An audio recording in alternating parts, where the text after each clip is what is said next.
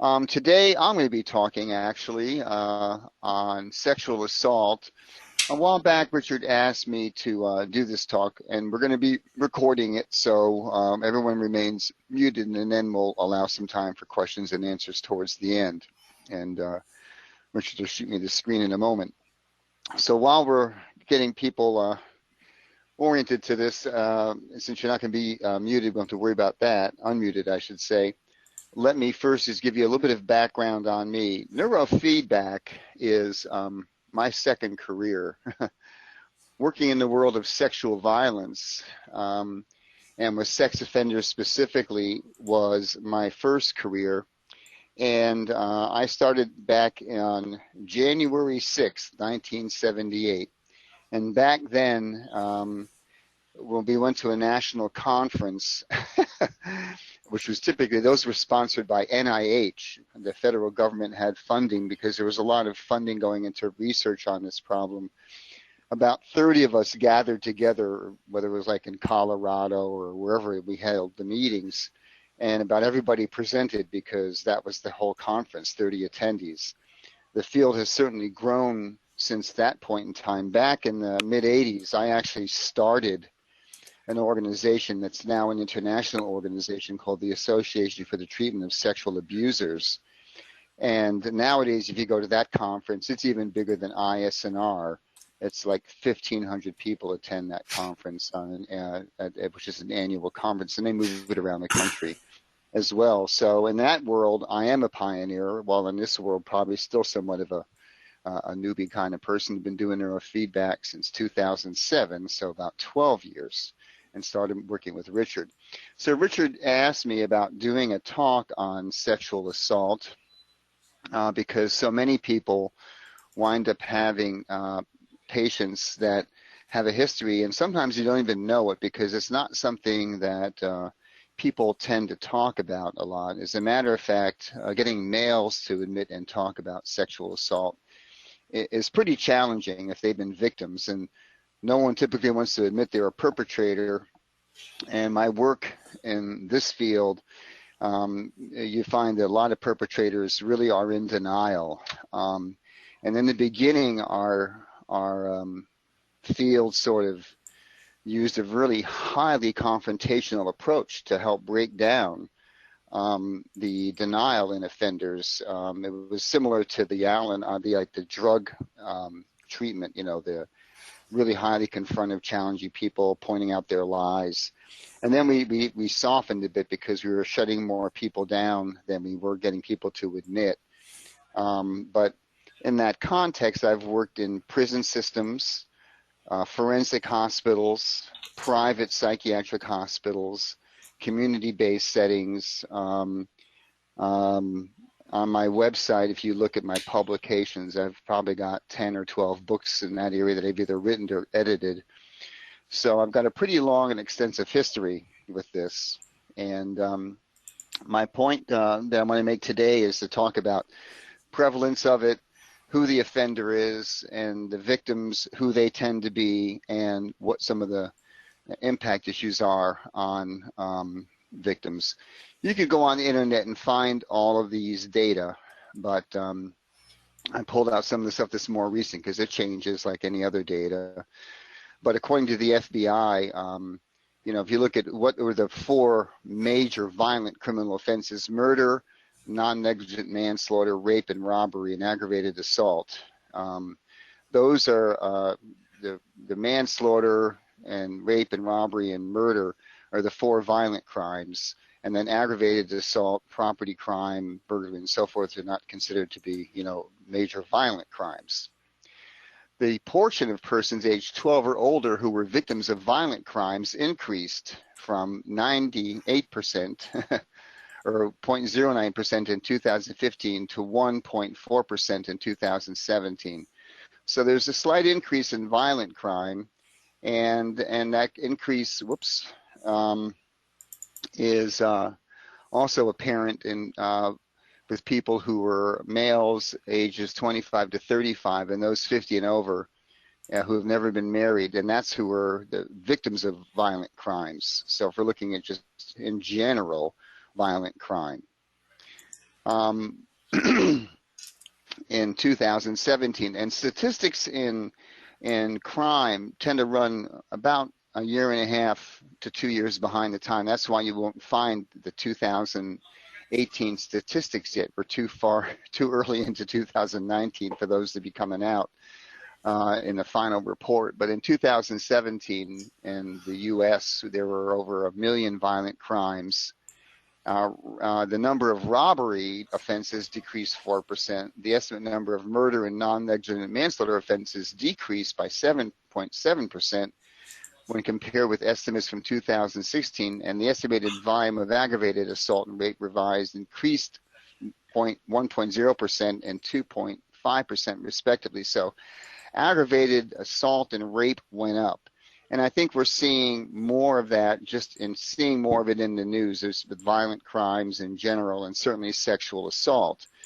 You'd have to be somebody who just stays away from the news altogether to not hear about some of the things that happen at a sexual level, and probably the clergy and churches in Pennsylvania being the most recent, nationally advertised, event of sexual crimes this year, and that's been a problem for the church for many years. It dates back to when I started in the field, and I've actually in my career worked with people who were clergy and sexually abused children.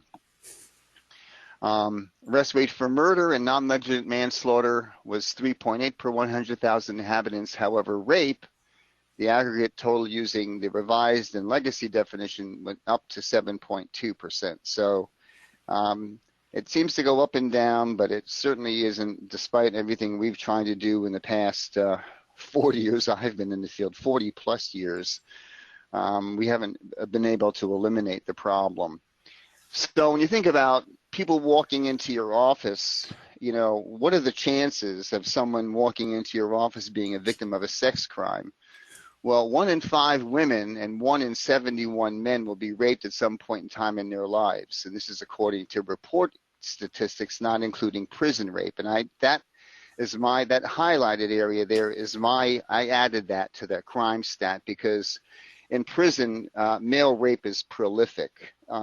It's a real problem. And I've not witnessed it happening in a prison in the sense of being there, but had inmates I worked with who were victims of rape. And for some men, the sexual violence was so bad. I've had several patients I worked with in prison who ultimately suicided they just couldn't manage being sexually abused every day. Working in prisons it's a whole different ball game. I was watching an episode with my wife last night of Law and Order Special Victims Unit, which deals with sex crimes. And it was in the earlier part of the first season, and towards the end, they brought in a forensic psychologist, and they were asking the team, how their work in sex crimes was affecting their personal lives. And the one guy was asked a question about, his life and his sex life, and he said, I just don't really have much of a life. I've been married multiple times. So people working in this field have a pretty high burnout rate, and I can tell you personally that I, at one point in time, was burned out because day in and day out, what we heard from offenders about, molesting children and raping women and violent raping women or having hundreds of children as victims, watching them in the laboratory. In our world of neurofeedback, we're measuring brain waves. In the world of sexual violence, I was hooking people up with penile plethysmography and watching their erection responses to slides depicting children or violent crimes. And that stuff can sort of get you burned out. So my wife said, well, how did you handle it? I said, I just learned to shut my emotional stuff down. I just shut down altogether. So, I got to the point that I was working with the FBI. They were developing their violent criminal apprehension program. That's like the profiling statistics that they use today. And I could sit around eating a pizza, talking with these agents and looking at rape scenes and rape murder scenes and bloody scenes. And you'd think it was looking at a sunset, and didn't faze me at all. There's a big cost to sex crimes. Each rape costs approximately $151,000 if you're looking at law enforcement, lost work time, medical expenses, mental health expenses. And here they say annually rape costs U.S. more than any other crime, 127 billion, followed by assault, and those statistics there. So it's a high impact crime, and it costs our society a lot, both financially and in a whole bunch of other ways. I thought this was interesting. So this is just a chart for 2007 showing which states had the highest level of forcible rape per 1,000 inhabitants. So for you in California, you take the lead, followed closely by Texas, then Florida, and so forth. And as we go down here, Georgia, you're not too bad there compared to California and Texas. North Carolina just behind Georgia, and we get down to the Midwest into Kansas, and you're down at even a lower number. And then we get into North Dakota and District of Columbia and Rhode Island, which are small population states as well, and you have a lesser of a rate, but it's a pretty high rate in the high populated states. And then in Vermont, that's where I worked for many years, so that was probably the safest place to be in 2017 from the standpoint of being a potential victim of rape. This work comes from the guy who was my mentor in the world of sexual violence. I met Nicholas Groth in 1978, my first year working. There was a newsletter out called the TSA newsletter, which stood for Treating Sexual Aggression, and the guy that oversaw that was a guy named Gene Abel. He's an MD. He was one of the pioneers in the field, and he had grants to do research from NIH, and so the initial conferences we had were all sponsored by the federal government and NIH, and we all went out and listened to each other talk and present and do all that stuff. And Nicholas Groth was one of the more prolific researchers and writers in the field, and he came up with all these various typologies. So he came up with the typology of rapists, and we're going to go and talk a bit about who they are, and then pedophiles, and talk a bit about who they are.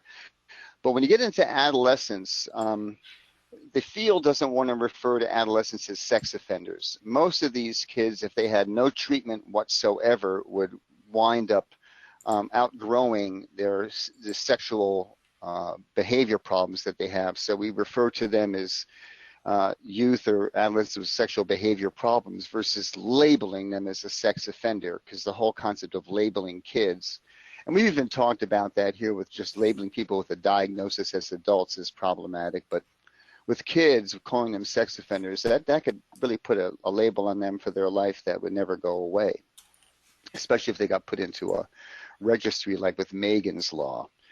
And then you have young kids, and one point in time was working for a psychiatric corporation, and we had 4 facilities in South Carolina, and I got reassigned to be the clinical director of the facility for the young kids because the kid was put in a restraint, and the restraint wasn't done properly, and the kid died, and they fired all the administrative staff and put me in to rebuild the program again.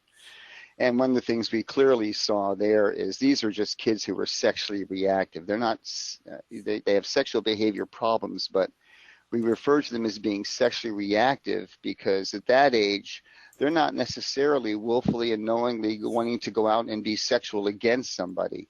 They're acting out a behavior that was typically done to them. So for those of you working with young kids, if the parent ever talks about the fact that the child has, unusual or abnormal sexual behaviors that sound adult-like, it's probably because they're mimicking something that they either saw, witnessed, or was done to them. And we refer to them as sexually reactive youth for that very purpose. This is some of the reporting statistics as to who reports sex crimes and where they get reported to. So in the schools, people report. Currently law and legal enforcement personnel report. Social services is another big one. Medical personnel have the obligation to report if they detect any sort of child abuse or neglect, and even maltreatment. So for those of you who were parents, when you have a newborn baby, they go to the pediatrician, And the pediatrician takes several measures for the first few years of life, which is height, weight, and head circumference. Because if the head circumference is small, if they're under height or underweight, usually that's a sign of neglect, severe neglect. And so that gets reported. But with that, then they'll look at, evidence for possible sexual abuse. Then it gets into daycare providers and foster providers, other relatives. So you get a sense of, who are the, who's reporting and what are people seeing with that slide. And then here's some of the stuff that is factual. And like anything else, I think we see, especially in today's day and age, especially with the concept of whatever fake news is, there's people who have real misconceptions about what rape and child molestation is. So I wanted to cover a bit about, who the pedophiles are or the rapists are and some of the facts versus the myths about that. Not everybody who sexually abuses children is a pedophile. Most people who abuse kids are adults, and the majority of them would fall into the category of pedophilic behavior. And that's why 70% of these victims have between 1 and 9 victims. Once you start getting into multiple victims, it's usually not a relational assault. In other words, it's not within the family. It's just someone who's known to the kid, and it could be a stranger, but most people who molest children are not strangers. So the whole concept of stranger danger, years ago, we had to poo-poo that. We had to really get the public to understand, because we were falsely setting kids up to not trust strangers, but if you know somebody, that they're fully trusting, and most of the kids who were sexually abused are abused by somebody known to them. And most don't have a large number of victims, but a certain percentage have, as you see here, 10 to 40 victims, 20% have that number of child victims. I've worked with people who have had over 500 victims, and that was the guy who was in his mid-20s. So you can imagine the frequency of assaults that this guy was engaging in, to have had over 500 victims by the time he was in his mid-20s. And they were all children. They were not adults. 40% of children who were sexually abused are abused by older or more powerful children. That's the other thing that we have to understand, is that people always think of pedophilia and sex crimes as adult, quote, perverts. Well, that's the ones that make the news, because when children are caught in crimes like this, it's not published in the papers. You try to protect that child's identity, much like you try to protect the victim's identity. And so those things don't make the national news.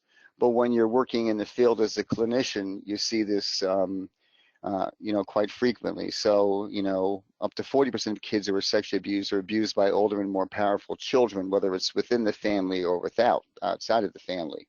So teenagers are big perpetrators of child sexual assault. And I started working back in this field in 1978. So I've been doing it for over 40 years, and I still do remote training at a local center here. It's a residential program, and I work with kids who have sexual behavior problems, specifically just doing neurofeedback training with them. And that's how I got started. When I first started to mentor with Richard, all of my patients were kids. I was at a psychiatric hospital, and 2/3 of those kids were kids with, or greater, were kids who were kids with sexual behavior problems. So that's how I got started doing neurofeedback. And the younger the child victim, the more likely it is that the perpetrator is a juvenile. So you can see that statistic there. And juveniles who commit sex offenses against other children are more likely than adult sex offenders to offend in groups. So you get things like gang rapes that occur.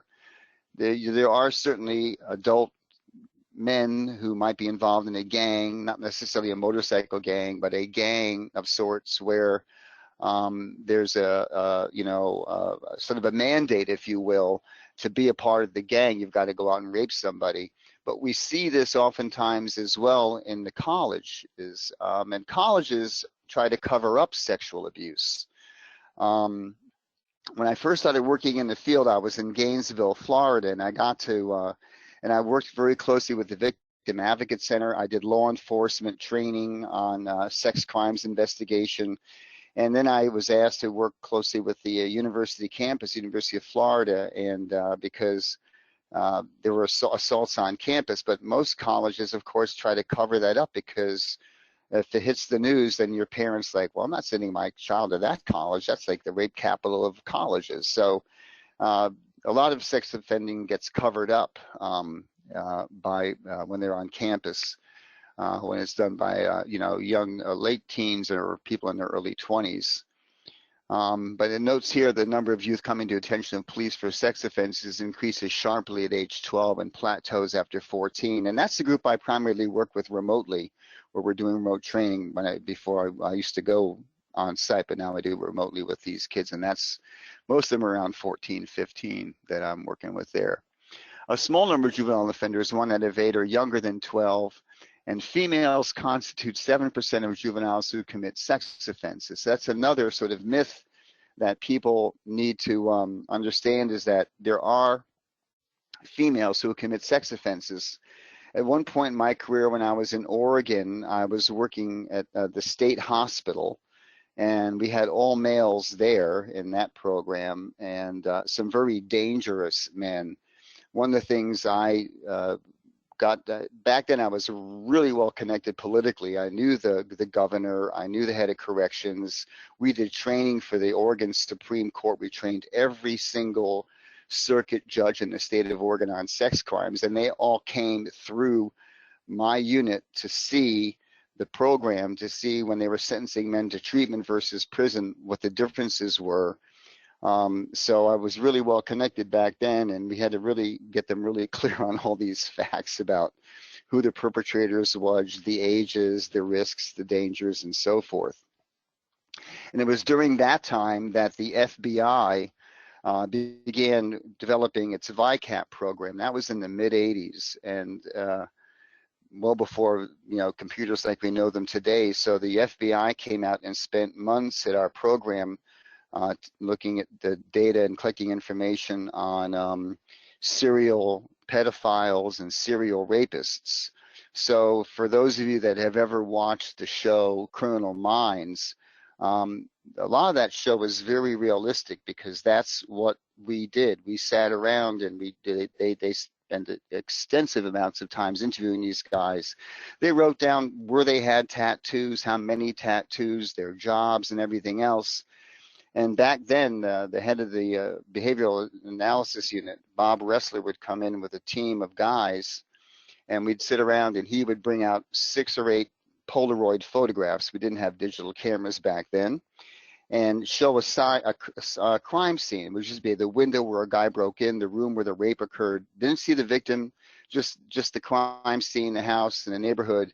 And from there, we would get to the point we could say the person who committed this crime is probably a blue-collar worker, ages 23 to 27 years of age, lives within 1 to 2 miles of the residence, probably drives at whatever, single versus married, whatever. That's how finely detailed they could profile these people.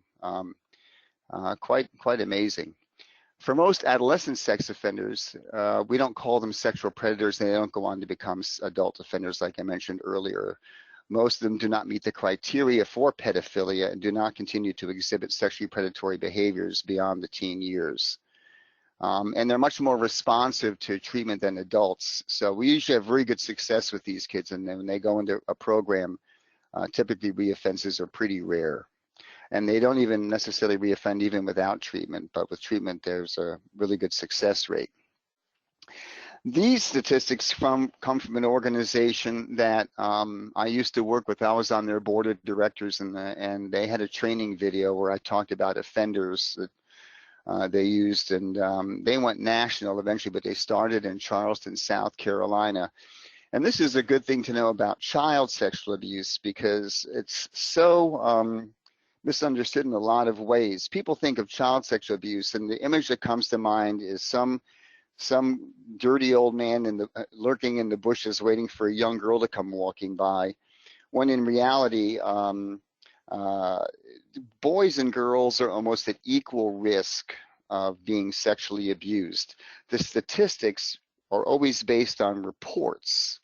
And the reports are typically showing you more female children than male children. But when you work with the perpetrators like I did, and you realize that males are less likely to report sexual abuse than females for several reasons, you start realizing that, mostly it's their kids are at equal risk. So for those of you with children or grandchildren that are coming up in years, you do your sex crime prevention talks and sexual safety talks with both genders. And I want you to think about it from this perspective. When you go and research about the clergy in the Catholic Church, which has been the most recent one that we've heard, there's big numbers, but look at who the victims are. They're mostly males. And they never reported back then, and they didn't report for many reasons. Back in the 80s, one of the reasons they didn't report was just the whole concept of homosexuality and feeling that they were going to be labeled as gay. Then you had the whole AIDS concept come into place. So people were fearful they might have AIDS, and a lot of people don't want to know if they have something or not, so they don't talk about it. But mostly the whole stigma of being a male, being weak, being gay, and all kinds of other things that male children would think based on societal norms and how we talk about it.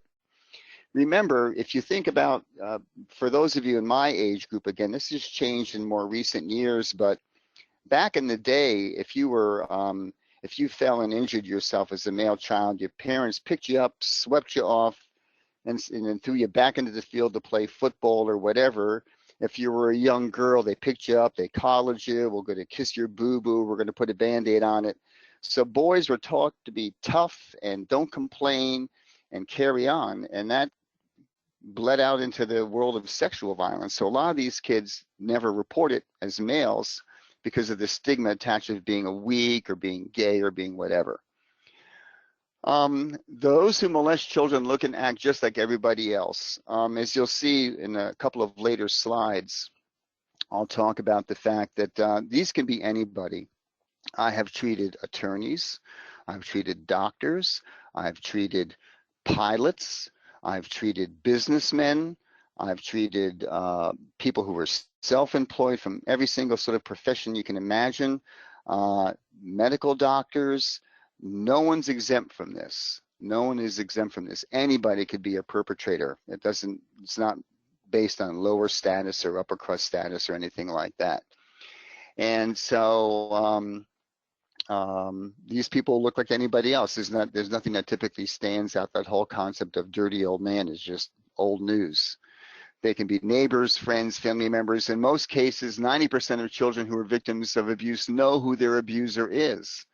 10% of these kids are abused by strangers. That's why the whole stranger danger thing, we tried to get that phased out, especially after, Megan's Law came in. And when Megan's Law came in, people like me were fighting that law. I sat across from Megan Kanka's grandfather in New Jersey when they were looking to develop this law, and sat across from politicians and said, this law is not going to work, and it never has worked. The whole, reporting laws and public notification laws, they've never worked. At one point in time, I did a lot of contract work with the federal government and NIH. I actually sat in Janet Reno's office with her and some other folks and talked about these laws that were being passed because they were just Band-Aids on a greater problem, and trying to punish sex offenders by stigmatizing them would just drive them deeper into, it wasn't going to prevent things, was our point. And it didn't. The statistics are incredibly clear that the reporting laws and registration laws haven't stopped sexual abuse. As you just saw in some earlier statistics, rape's on the rise. It hasn't stopped it. So it's much more prevalent than people realize. 1 in 10 children will be sexually abused before the age of 18. 1 in 10. So think about that from the standpoint of those of you in your office. If you have a large number of children who come into your practice, 1 in 10 of those kids have probably had a history of being sexually abused, and that was before their 18th birthday. And it says here about 1 in 7 girls and 1 in 25 boys will be sexually abused before they turn 18. And that number for boys is an underestimate from everything I've seen working with perpetrators. And of course, if this has happened to 1 in 10 kids as children, that means of the adults walking into your office, 1 out of 10 of them could have been a victim of a sex crime as a child. And 60% never tell anybody. So if you start seeing certain symptoms, if you have people who have like lots of trauma stuff they report, or especially poor sleep, lots of anxiety and depression, it would always be a good question to ask, have you ever been a victim of any sort of abuse or neglect, you know, as a child? And see if you might get somebody to honestly answer that. I can tell you, I work with people all the time, but when they walk into my office, there's all these books I've written and edited on sex crimes, and then they'll start talking to me about what happened to them because they probably figure I know something about the topic. But you definitely want to understand that that's the numbers you're facing just in your practice, looking at the statistics from that standpoint. Okay, let's see. Now we're going to talk about rape a little bit. Most people think of adult rape as a crime of great proportion and significance and are unaware that children are victimized at a much higher rate than adults. So again, this is a little bit more about children before we get into the rape stuff. But nearly 70% of all reported sexual assaults, including assaults on adults, occur to children aged 17 and older. So, you know, you've just got statistics that are pointing to large numbers regardless of age and gender. And when it comes to adult rape, age and looks isn't always a factor.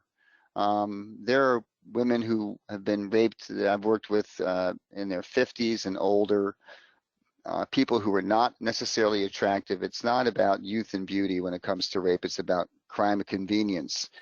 We used to say to people when we talked about rape prevention that you could take 10 women who are different in background and put them in a room and line them up against the wall and pull in an adult rapist. And he would look at those women and pick out the most likely one to target who'd be the most successful rape victim. He could just tell by the way they look and carry themselves. And that's what rapists would confirm to you if you worked with them like we did. So rapists, if you look at it from the NICT growth typology, are broken down into these sort of categories. You've got power rapists, and they're either power assertive or power aggressive, and that's a typographical error that I got to go fix. They tend to overpower the victim if they're power assertive. And then there's the power reassurance, and those are guys who tend to rape and they talk to the woman during the rape as if it's their girlfriend. Are you enjoying this? So they're wanting a reassurance that their sexual prowess, if you will, is good. It's meaningful, that the woman is somehow enjoying this.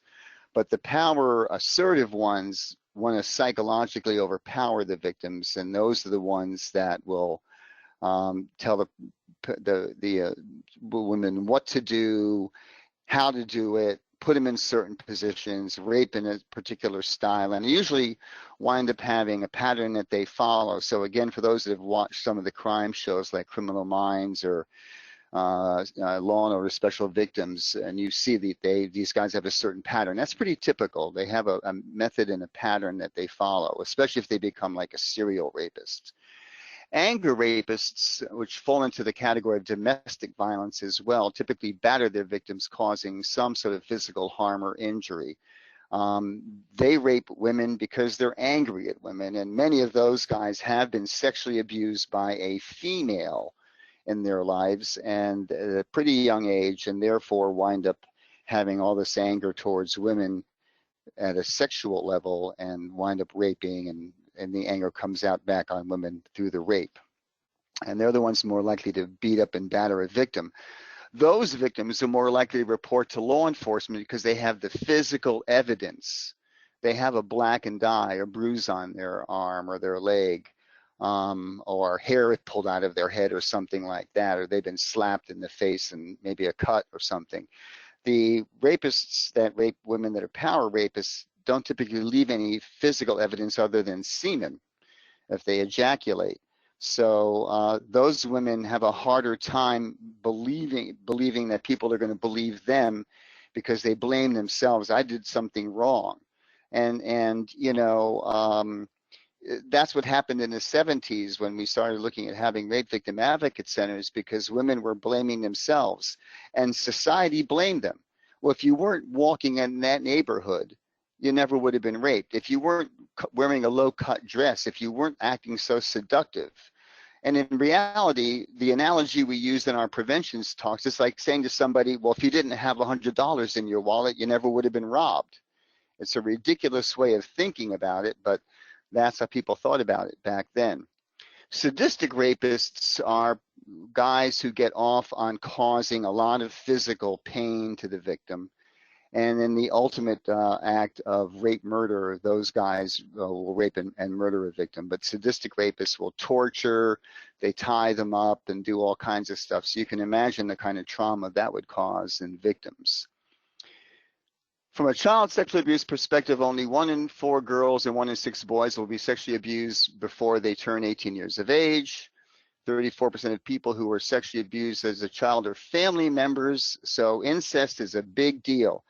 When you think about someone who's not sleeping at night well, adult or child, one of the things that would cause someone to have a poor sleep would be a child who was molested by a parent in their own home, in their bedroom at night. That becomes an unsafe place. Or a woman who has a man break into her home and rapes her. I'll never forget one of the first rape cases I learned about and worked with was a woman who, the guy broke into her house. She was a single parent, and she had the wits about her to take her child when she heard this guy breaking in, put her child, her infant child, into the laundry basket. The guy found her, assaulted her, raped her, left, and so but her kid was safe. And then she went to her church, and back then the belief was only women who raped are women who want to be raped, and the church rejected her and threw her out of the church. So if you get into some of the women who were older and have been sexually victimized before this kind of education came out, typically in the 80s and 90s, where they really understood more about it's not anybody's fault who's raped, that was their reluctance to report, is because going through that process of not being believed, going into a trial where they're going to be attacked on the stand by an aggressive attorney was the rumors that went around and scared most people away from testifying. And victims of rape and child sexual abuse have occurred against children less than 1 year of age. The youngest victim I knew about was a baby who was 6 months old, and the guy I was working with raped the baby with a pencil. Hard to believe, but that's the kind of thing that could happen. When you look at typologies of pedophiles, looking at it from the growth perspective, there's the fixated pedophiles. They typically molest boys more than girls, so I highlighted clergy as an example. You have regressed pedophiles. They're just inadequate around women. They can't seem to maintain a relationship with women, so they turn to children to get their sexual needs met. And then incest offenders. And some of those guys actually will marry women with children to have access to the kids. That's the purpose of the marriage, is to have access to the kids. I've seen that more times than you can imagine. And then there's other things called sexual paraphilias. These are just various types of sex crimes. Exhibitionism, people who expose themselves. They go, you know, publicly or up to a woman's window and expose themselves. Voyeurism, which I didn't put up here, but voyeurs will peep in windows. Those are peeping toms. I got to add that to this slide. Fetishism, where people get off on inanimate objects. So I've had guys that had shoe fetishes. They would go into women's houses and steal their shoes and masturbate to the shoes, or wake into the woman's house, go into the underwear drawer, steal underwear, and masturbate to the underwear. Frotteurism, deriving sexual pleasure from rubbing against the genitals of an unwilling partner. We joked around quite a bit in my field about being in elevators in New York City and on subways where that could happen. Pedophilia, we've talked about that, adults who are attracted to kids. Sexual masochism, receiving sexual pleasure from having pain, suffering, or humiliation. Sexual sadism, where you're receiving sexual pleasure from administering the pain or humiliation. Transvestic fetishism, where somebody is sexually aroused by wearing, fondling, or seeing clothing of the opposite sex. We did work with guys like that in my program in Oregon, and we actually did groups where he dressed up in women's underwear to talk about what it was like being dressed up as a woman versus being a male all the time. Telephone scatologia, that's obscene phone callings. Coprophilia, people get sexually aroused to feces. One of the people we worked with actually went to public places where they had outhouses, got into the tank, got into a wetsuit, got into the tank with all the waste there, and waited for women to come in and would get pleasure out of having somebody crap on them. Same thing with urolangea. People get aroused by being urinated on. And then bestiality, where people get off by having sex with animals. And one of the guys I worked with, his most significant relationship was with a mule, but we heard of guys having sex with dogs, horses, women with horses, chickens. People would take chickens and insert their penis into the chicken and put the chicken's feet underneath their belts and tighten the belt so the chicken just flapped and flew away. That was the stimulation piece. I could go on and on. So who are they? No one's exempt. Professionals engaging in sexual assault. I've worked with parents, relatives, men, women, doctors, lawyers, as I said, military people. I've actually done training in military bases because incest has been a problem in some of the bases, as well as rape, as you would hear on TV.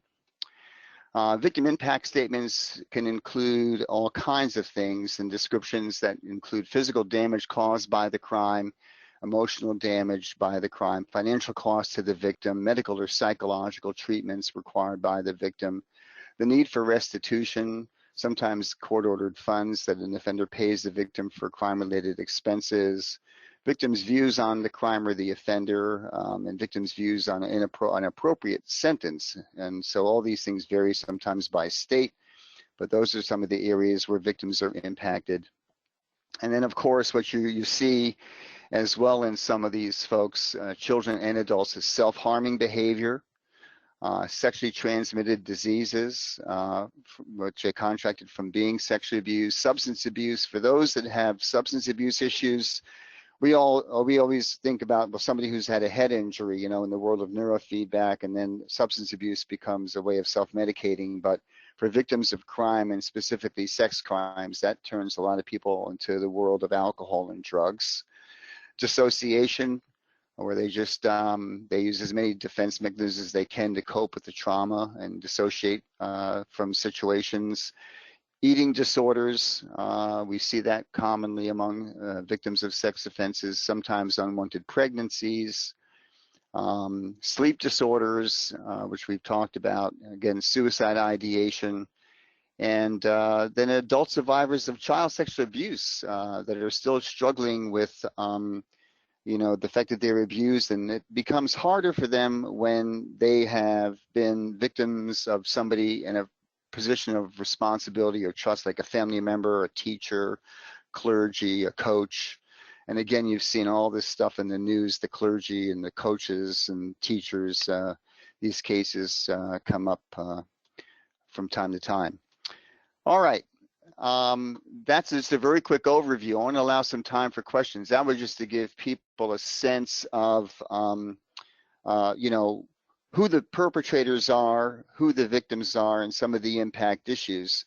Richard will unmute people, and then we can take some questions. But while he's doing that, I'll wrap up things by saying this is not a topic one can obviously talk about at an intelligent level in an hour.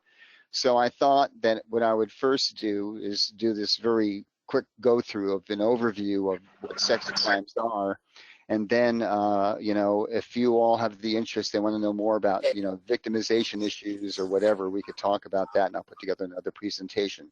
Is there a question?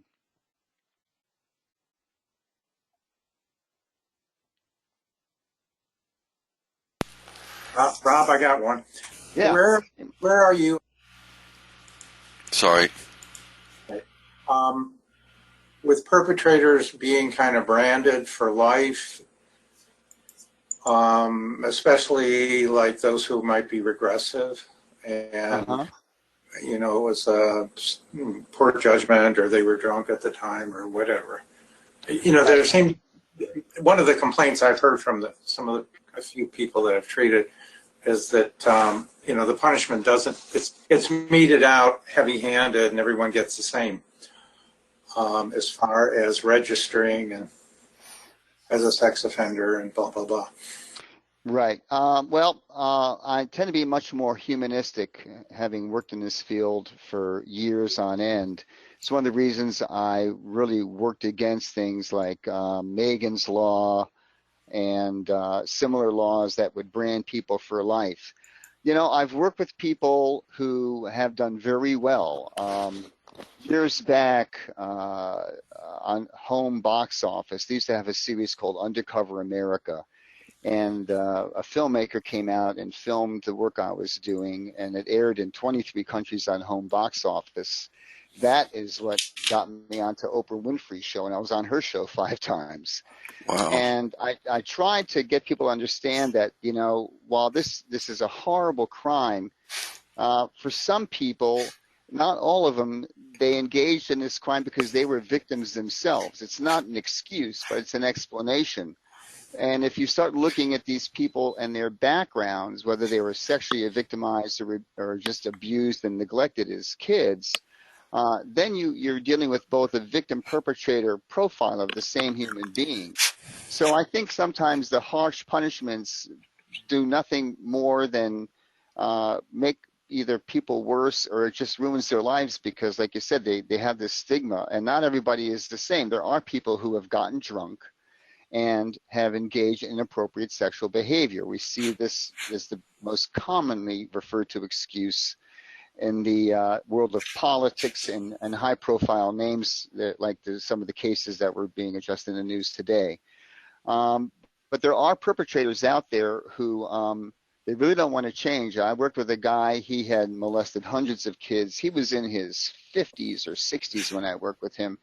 At that point in time, we were starting to use Depo-Provera, and we worked with him in a laboratory. We did sexual arousal. I did aversive conditioning that involved things like odor reversion and phoretic shock on their wrists every time they got an erection to looking at a kid.